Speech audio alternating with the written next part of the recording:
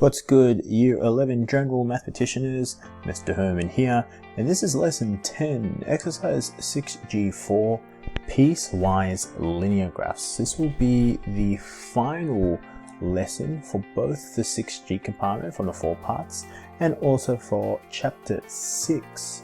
So you've made it this far, well done guys.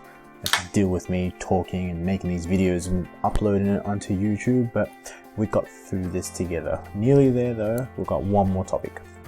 And this one is looking at a piecewise linear graph. So piecewise is just a graph broken up into 2 parts. Okay, so sometimes a situation requires 2 linear graphs to obtain a suitable model. Because remember, we are modeling real life situations through linear equations as best as we can, whether depending on data that we get given. Sometimes we might have to have 2 graphs, not 2 graphs, sorry, 2 lines that are put into the same graphs. The graphs we use to model such situations are called piecewise linear graphs. Very fancy, piecewise. It's just 2 graphs. And sometimes piecewise linear graphs can have more than 2 components. It can have 3, 4, sometimes 5 I've seen in university. But for now, we're just going to be focusing on 2.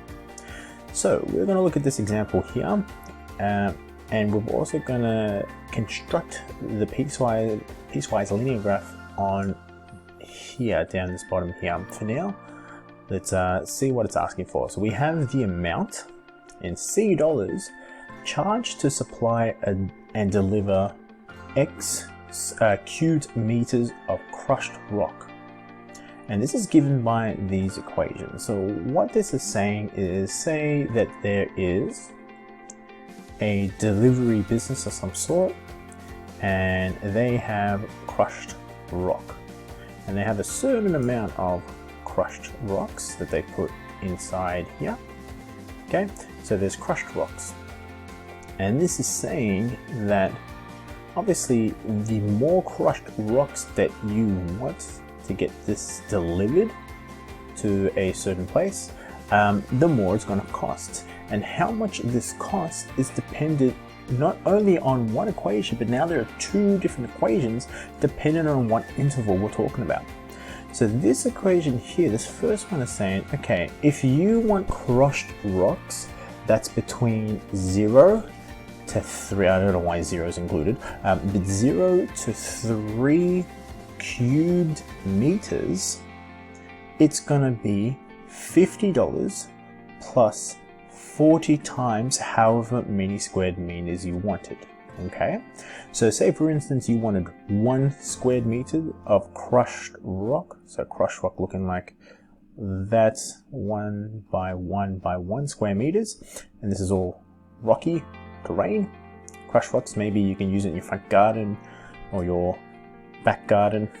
Maybe you want to put it inside your house, I don't know. Just rocks lying around everywhere, that'd be pretty awkward.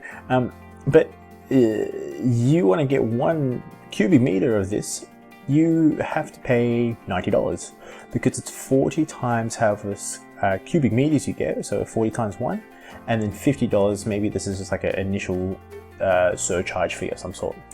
But then this amount changes. This amount changes when you want between 3 to 8 cubic meters. Maybe 8 cubic meters is the limit that they require. And so when this is the case, it's actually going to cost $80 for your initial fee, plus 30 times whatever the amount of crushed rocks are. So you'll see that how much you pay per cube meter actually goes down by $10, but the initial fee here is up. It's up by $30. It's now $80. I'm assuming that maybe they do a bulk buy system, so the more crushed rocks you buy, the lower they charge. But then this $80 could be like a delivery fee of some sort, and they have to get maybe more trucks to get sent out. That could be the possibility for the scenario. I'm not too sure.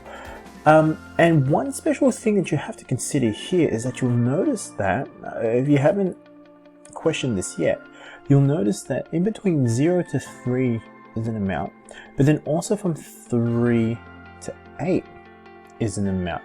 as well. So there's 3, if say for instance you wanted 3 cubic meters, which equation do you use? And if they're including both of the amounts, it doesn't make sense. It should be one or another. And we'll find out what's going on in this case. Okay, but for now, we're going to use these 2 equations and we're going to appropriately use them to determine the costs to supply and deliver the following 3 amounts of crushed rocks. Okay, and B, we're going to use those equations to construct the graph from 0 to A. So for now, A, I, we're going to find out what 2.5 cubic meters of crushed rocks will cost. So we'll work out which equation we need to use first. Because the amount of crushed rocks is 2.5 lies within this interval here between 0 and 3. So we're going to use the C equals 50 plus 40x, and we're going to find the cost.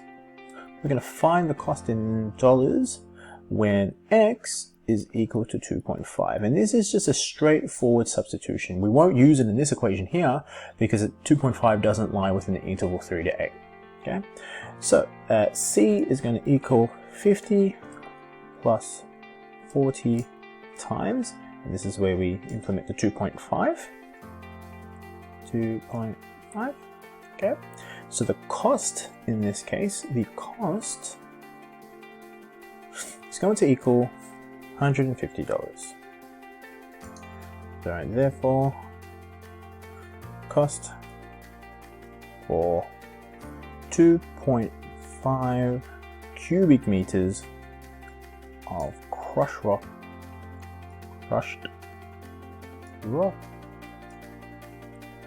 will cost for 2.5 cubic meters of crushed rock will be $150. Cool. And now the second question. The second one is asking for how much it will cost for 3 cubic meters. 3 cubic meters of crushed rock. Now, we don't know which equation we have to use. So if this is the case, because it's including both 3 values in each of them, we're just going to substitute it into both of them and hope that they are the same price. If they are not, then the question has made a boo-boo. Alright, and questions and answers in the textbook can make boo-boos. Assuming that the terminology in here, the symbols that they use are correct, this is saying including the 3 by that little dash line there and there. So let's find out. We're going to use both of them. So we're going to find the C when x is equal to 3. And let's do it for equation 1. Okay, let's do equation 1. The C is going to equal 50 plus 40 times, so that 3 comes into play, times 3.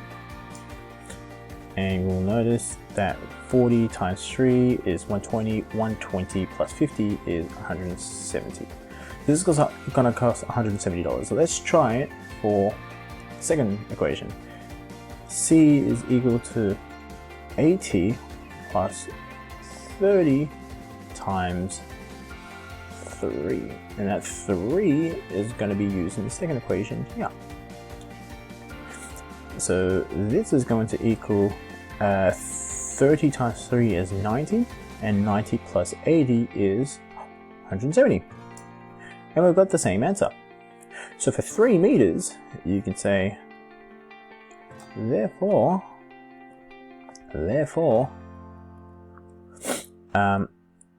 for 3 cubic meters of crushed rock,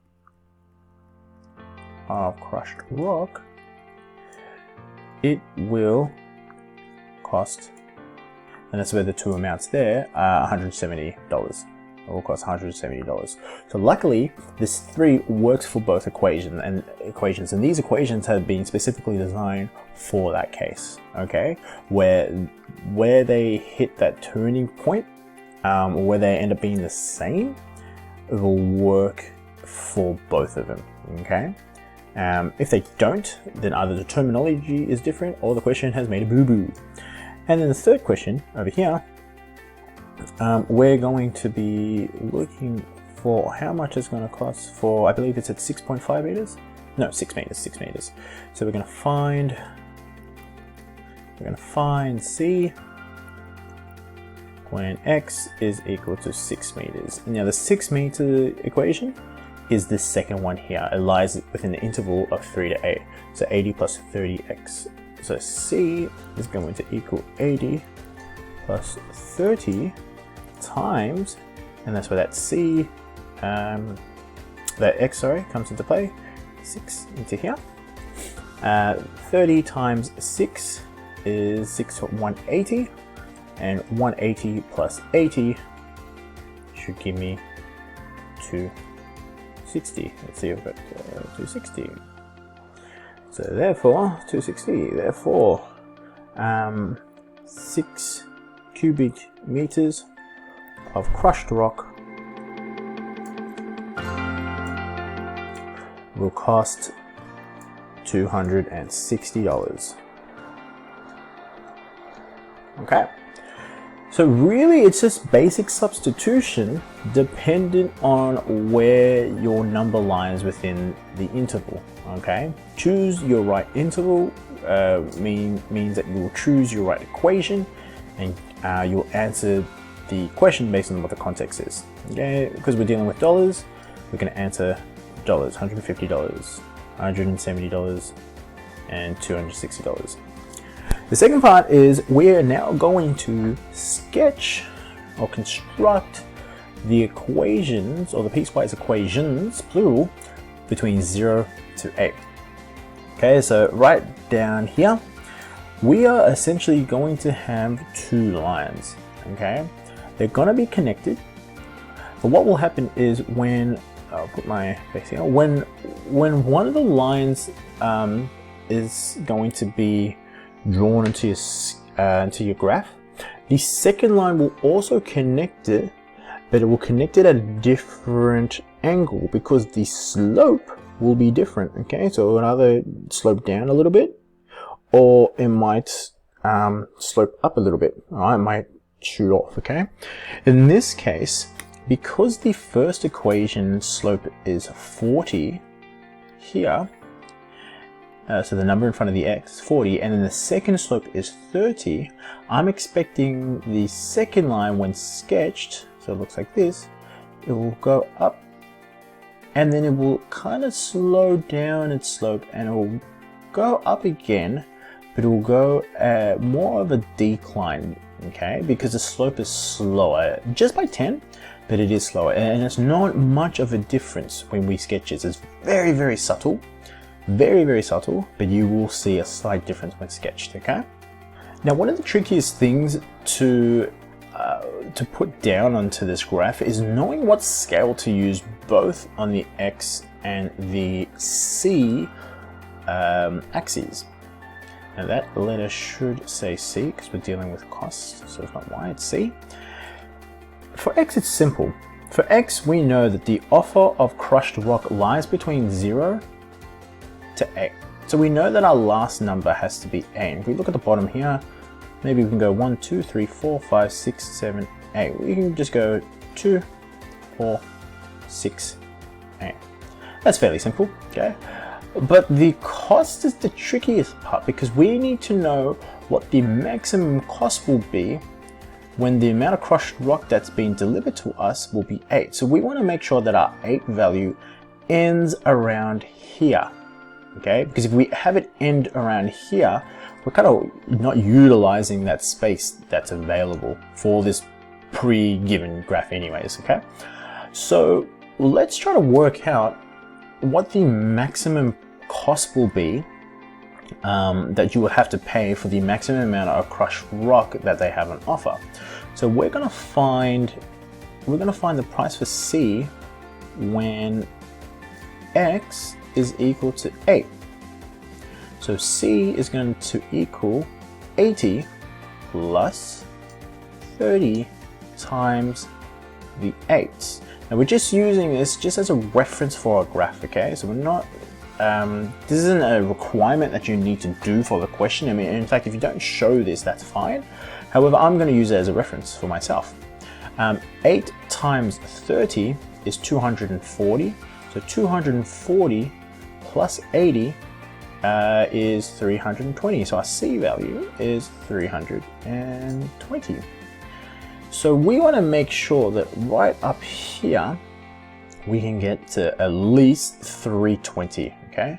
So maybe we can go up by intervals of, let's try 25. So we get 25, 50, 75, 100, 150, 200, 350, 25, 50, 75, 100, 200, 300, 325, 350. Yeah, that works. So I kind of skipped a little bit.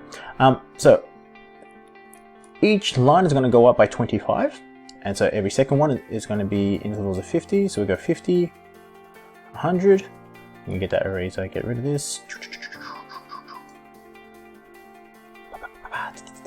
I like making those stupid noises. 100, 150, 200, 250, 300, and 350 at the top. So our maximum value 320 will lie around here when we sketch it for A. Alright, the first part is getting our 2 points, our minimum value and our maximum value for our first equation, C equals 50 plus 40x. So when x is equal to 0, okay, I don't know in what scenario where someone will want 0 crushed rock and then pay for that amount. It's a bit arbitrary, so I'm surprised that they included this value for this example. A better interval should have been that.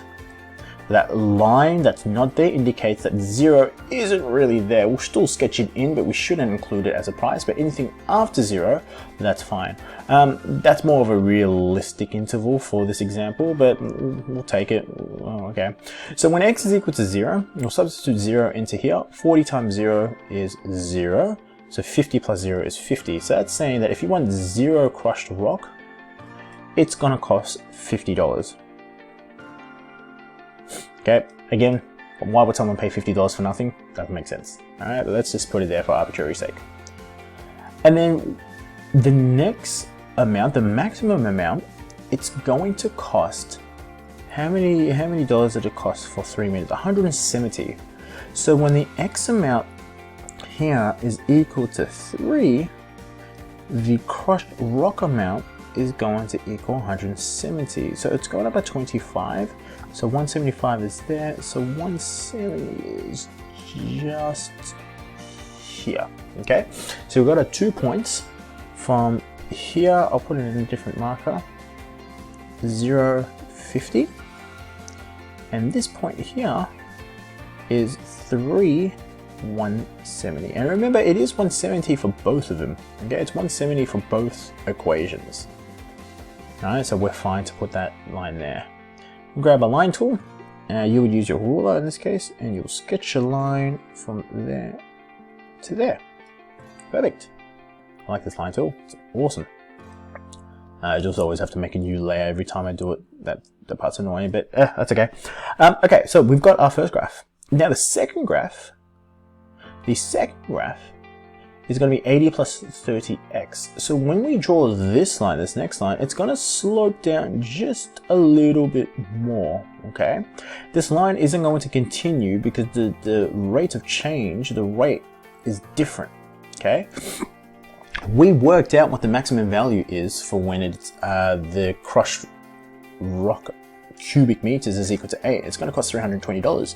So when x is equal to 8, we're going to put a dot for 320. So this goes up by 25. So 320 is about here, like so. And we'll grab our line and sketch the second one from here to there. And now we have our second line, and you can see, you can just subtly see, it's ever so subtle, but the line tapers down just a little bit, so the line just kind of goes down ever so slightly. If the rate of change was maybe 20 or 10, then you can see an obvious difference, but because it's 30 in comparison to 40, it's very, very subtle. And it also depends on the type of scale you use within your graph as well. Okay, so you gotta be very, very careful for that. And that's our piecewise linear graphs, but there's still a few important features that you need to include. The very first piece of information you want to include is you want to tell the reader that you're using 3 points of interest. We've already got the first two. We want to put this point here, 8 and 320. Right? This is just to indicate that these are the price ranges that are available. Crushed rocks, sorry, 0 to 8, and then the prices available $50 to $320. The second thing you also want to include is you want to make sure that you label each graph. Sorry, my wife walked in and wanted to show me some watercolor paints that she did. So what was I saying? Label graphs, something like that. Yep, okay. So the first one is RC is equal to 50 plus 40x, and the second graph is C is equal to 80 plus 30x. Okay, you always got to make sure you label your graph, and in this case a piecewise linear graphs, you have to have 2 labels for each one. Okay, and then the final thing you will need to do is you got to label your axes in regards to what the context is. I keep moving my head around.